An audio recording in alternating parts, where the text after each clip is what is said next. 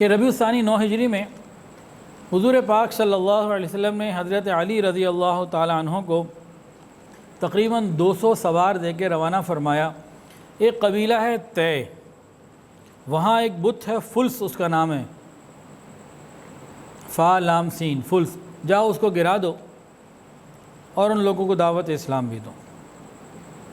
سیدنا علی رضی اللہ تعالیٰ عنہ وہاں گئے اور اس بت کو بھی ختم کر دیا، بت خانے کو آگ لگا دی، اور وہاں 2 قیمتی تلواریں ایک سردار نے چڑھائی ہوئی تھی، نظریں چڑھاتے ہیں نا، حارث بن شمر نے، وہ تلواریں بھی وہاں سے اٹھا لیں، اور وہاں سے کچھ اونٹ، کچھ قیدی اور کچھ لوگ بھی جو آئے نبی علیہ السلام کی خدمت میں آئے۔ اس قبیلے کا نام ہے قبیلہ طے۔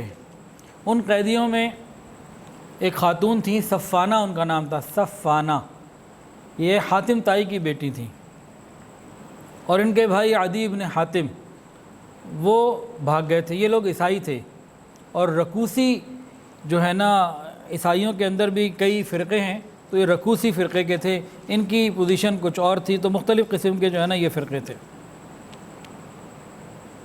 تو ان کے لوگ جو ہے وہ گرفتار کر کے لائے گئے، اور نبی علیہ السلام کے ہاں ایک جگہ پہ ان کو جو ہے باقاعدہ بند کر دیا گیا۔ اللہ اکبر کبیرہ۔ رسول اللہ صلی اللہ علیہ وسلم وہاں سے جب گزرے، آپ نے دیکھا ایک عورت ہے، اس کے سر پہ دوپٹہ نہیں ہے، چادر نہیں ہے۔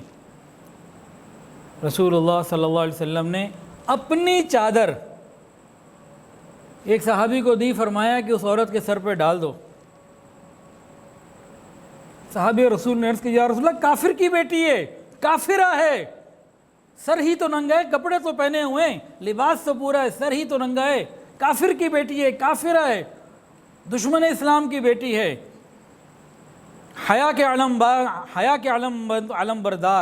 حیا کے علم بردار۔ نبی نے فرمایا بیٹی کافر کی ہو، بیٹی بیٹی ہوتی ہے۔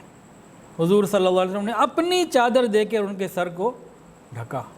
کاش آج مسلمان ماں باپ کو یہ بات سمجھ میں آ جائے۔ آج کے ماں باپ سگی اولاد کا سر ڈھانپنا پسند نہیں کرتے۔ حضور صلی اللہ علیہ وسلم نے کافرہ عورت کے ننگے سر کو برداشت نہیں کیا، اس کے سر کو ڈھکا۔ اور ہمارے مسلمان عورتیں، نوجوان عورتیں، کلمہ پڑھنے والی عورتیں بغیر دوپٹے کے پھرا کرتی ہیں، بغیر برقعے کے پھرا کرتی ہیں۔ انا للہ و انا الیہ راجعون۔ اس پہ کون سا افسوس نہ کیا جائے، جتنا کیا جائے اتنا کم ہے۔ خیر، ان کو چادر پہنائی گئی۔ انہوں نے نبی علیہ السلام سے عرض کیا کہ آپ میرے پر رحمت فرمائیے، آسانی فرما دیجئے، اور مجھے جو ہے وہ، میرا والد تو مر گیا، اس کا انتقال ہو گیا، اور بھائی میرا جو نگہبان ہے وہ چھوڑ کے بھاگ گیا۔ پوچھا تمہارا باپ کون، نگہبان، خبر گیری کرنے والا کون؟ انہوں نے عرض کیا باپ کا نام تو حاتم ہے، حاتم تائی، اور بیٹے کا نام، بھائی کا نام جو ہے خبر گیری کرنے والے کا نام عدی بن حاتم۔ نبی علیہ السلام نے فرمایا اچھا وہ جو اللہ اور اس کے رسول سے بھاگنے والا ہے۔ تو بہرحال نبی علیہ السلام نے ان کو آزاد بھی کیا، جوڑے بھی دیے، ان کو جناب اونٹ وغیرہ بھی دیے۔ فرمایا کہ دیکھو، جانے میں جلدی مت کرو، جب تمہیں ایسے اطمینان کے لوگ مل جائیں جو تمہیں تمہارے بھائی تک، جہاں تم جانا چاہتی ہو، تمہاری منزل تک پہنچا سکیں، ایسے لوگ مل جائے تو مجھے بتانا، پھر روانہ ہونا۔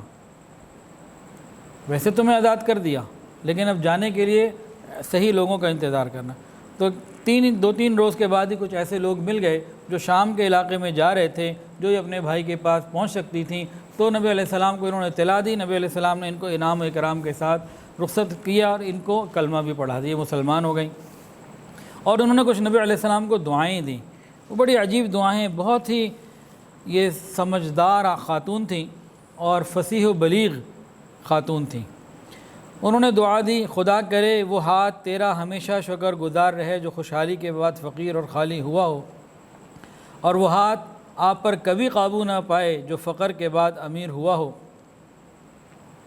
اور خدا کرے آپ کا احسان ہمیشہ بر محل واقع ہو، اور خدا کرے آپ کو کبھی کسی کمینے سے کوئی ضرورت پیش نہ آئے۔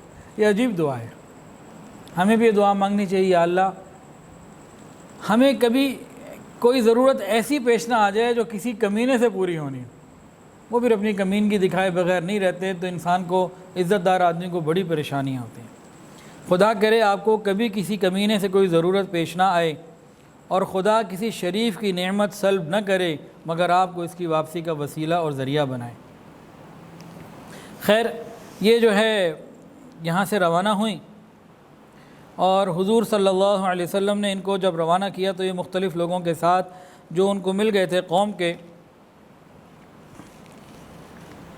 اپنے بھائی کی طرف سفر شروع کیا۔ عدی بن حاتم کہتے ہیں کہ مجھے برابر اطلاعات تو مل رہی تھیں کہ نبی علیہ السلام کے ساتھی آئے، قوم کے لوگوں کو لے گئے، کچھ جانور بھی لے گئے، میری بہن کو بھی لے گئے۔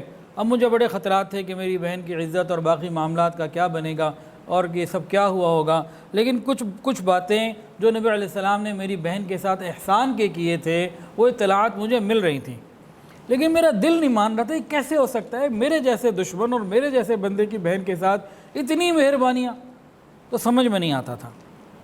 کہتے ہیں کہ بہرحال میں وہاں انتظار میں تھا۔ کچھ دنوں کے بعد میں نے دیکھا کہ ایک اونٹ کے اوپر ہودج ہے، کوئی ہماری طرف ہی آ رہا ہے، تو میرے دل میں آیا کہ یہ حاتم کی بیٹی یعنی میری بہن ہی نہ ہو اس میں۔ جو قریب آیا تو دیکھا کہ میری ہی بہن تھی۔ وہ نیچے اترتے ہی مجھے کہا، او ظالم، اپنی اولاد کو اور اپنی بیوی کو لے گیا، اپنے باپ کی اولاد اور اپنے باپ کی عزت کو چھوڑ گیا، اپنی اولاد کو اور اپنی بیوی کو لے گیا اور اپنے باپ کی اولاد کو اور اپنی اور اپنے باپ کی عزت کو چھوڑ گیا تو۔ کہتے ہیں عدی بن حاتم کہ میں قریب ہوا، میں نے کہا بہن اس وقت یہ ناراضگی والی باتیں نہ کرو، جو ہونا تھا ہوا، اس وقت بس معاملے کو رفع دفع کرو۔ میں نے اپنی بہن کو راضی کرنے کی کوشش کی، بہرحال وہ مجھ سے راضی ہو گئی۔ جب وہ راضی ہو گئی تو میں نے اس سے پوچھا کہ محمد صلی اللہ علیہ وسلم کے بارے میں تمہاری کیا رائے ہے؟ وہ بڑی سمجھدار تھی۔